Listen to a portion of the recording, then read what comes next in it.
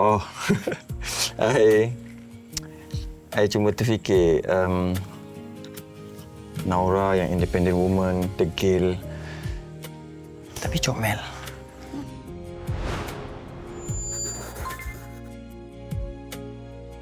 You menyesal tak, Sky? Ngelamun ke? Oh, teringat pasal Mr. CEO ke? Gantal je.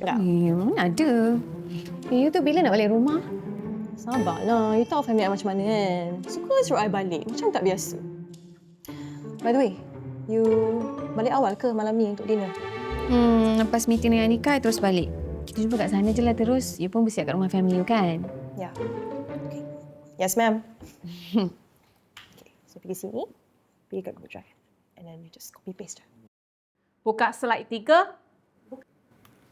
Okay.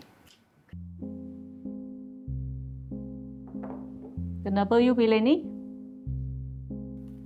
Okay, because this packaging is not just about perfume product. It actually represents what Masha Group is becoming as a brand. So most of local perfume brands, they focus heavily on aesthetics. But for this direction, we wanted to balance the commercial appeal with brand authority. Sebab tu, overall structure dia clean, minimal and also premium supaya consumer terus associate the product with credibility. Bukan hanya sekadar ikut trend.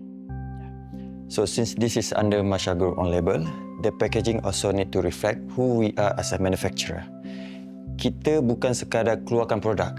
Kita kena kenal market behavior dan quality product. We are not selling perfume product, we are selling the trust in the brand behind it. So the darker tones and also the minimalist layout were intentionally chosen untuk kita create a stronger luxury perception while keeping the main focus on the fragrance identity itself. Kita juga kurangkan unnecessary design elements supaya the packaging nampak lebih, timeless and also export ready instead of looking overly seasonal ataupun terlalu trend dependent. So dari segi product replacement, the product need to be exclusive dan elegant. Ini image yang Masha Group akan bawa. Premium, mature and also credible in the market. Betul, bos? Yes. Okay, on, jalan.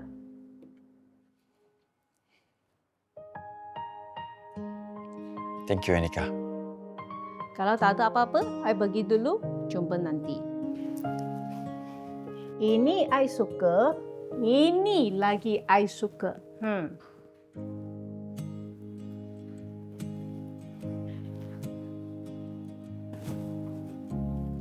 Congrats.